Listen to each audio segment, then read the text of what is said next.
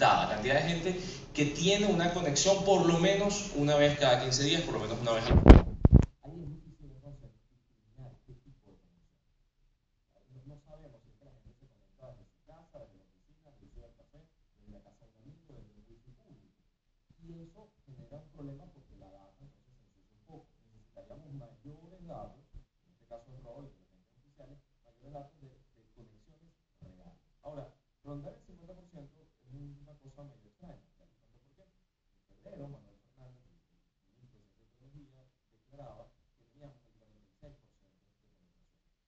Y eso era muy grave en ese mes, porque resulta que estábamos por debajo del promedio de América Latina. 46 suena mucho, casi la mitad del país.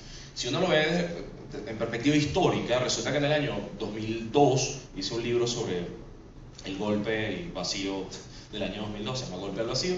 Esos días de protesta tenía internet en Venezuela apenas el 4% de la población. Y años atrás, en el 99, 2000, la penetración de internet en Venezuela llegaba al 3%.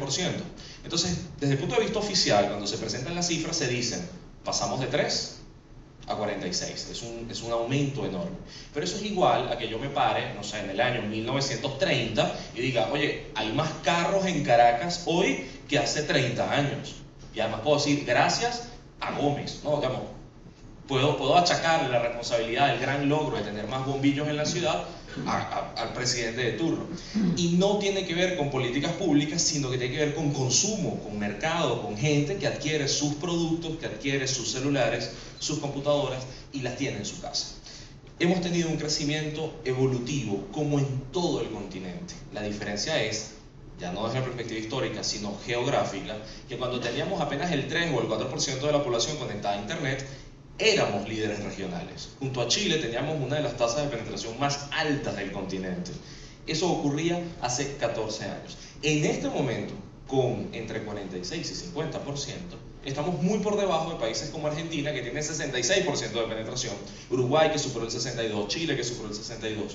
Otros países han avanzado muy rápido. Uno no puede hablar, por ejemplo, de Brasil, porque Brasil es enorme, es un país con muchísima desigualdad, pero las conectividades en grandes ciudades brasileñas, en zonas urbanas, es impresionante. Países como República Dominicana, Panamá, Colombia, Perú, ha demostrado estos años que se puede invertir, se puede sacar réditos de hacerlo bien. Ecuador también. Y Venezuela se queda entonces un punto por debajo del promedio de América Latina. Quiere decir, en términos de crecimiento, de penetración, somos un país tirando de medio a mediocre.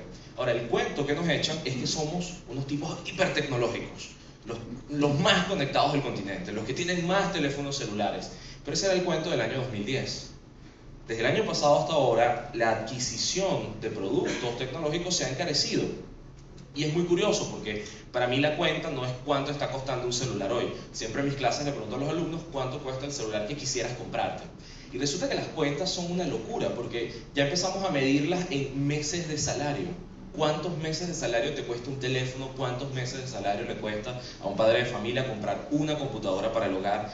Y ahí tenemos un bache enorme, enorme, porque mientras en Panamá quizás el salario mínimo son $500 y puedes adquirir teléfonos de gama media, Android, entre $250 y $400, es decir, con un mes de salario pudieses comprar un aparato, en Venezuela eso no ocurre.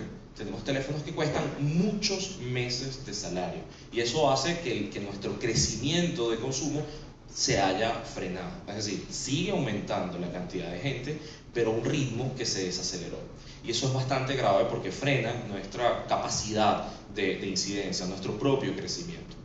Hay un segundo fenómeno asociado a esto del crecimiento y tiene que ver con el ancho de banda. No solamente es cuánta gente está conectada a Internet, sino a qué velocidad lo hacen. Y resulta que en 2013, 2012, hablábamos de Venezuela como uno de los 3 países más lentos del continente. Por debajo de nosotros estaba Bolivia, por debajo de nosotros estaba quizás Haití, por problemas, es decir, Haití ni siquiera tenía casa de gobierno, se la llevó el terremoto y el tifón y el huracán y todas las desgracias que pasaron en Haití, lamentablemente. Pero Bolivia es un caso particular en telecomunicaciones porque ni tiene salida al mar, es decir, no tiene cables submarinos, y tiene una de las, digamos, de las orografías más complejas del continente. Es un país más grande que Venezuela con menos de 10 millones de habitantes, entonces está muy disperso, la cordillera es enorme, no puedes tirar cableado, entonces el internet es muy lento, muy caro y de baja penetración.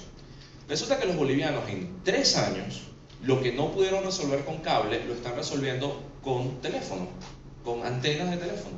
Entonces ya desde hace por lo menos 2 años y medio, en La Paz, en Santa Cruz y en otras ciudades de Bolivia, estamos hablando del sótano de las telecomunicaciones, en Santa Cruz, en La Paz, vamos, estos lugares, hay señal de telefonía celular 4G, una señal que te permite conexiones de más de 20 megas desde tu teléfono celular. Y Venezuela todavía no tiene 4G en ninguna ciudad de manera comercial. Hay unas antenas de Digitel en Caracas que están a prueba, digamos que hay gente que las está testeando y demás, pero el servicio de venta abierto todavía no existe.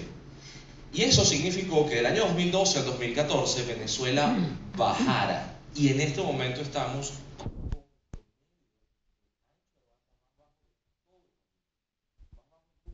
Bolivia lo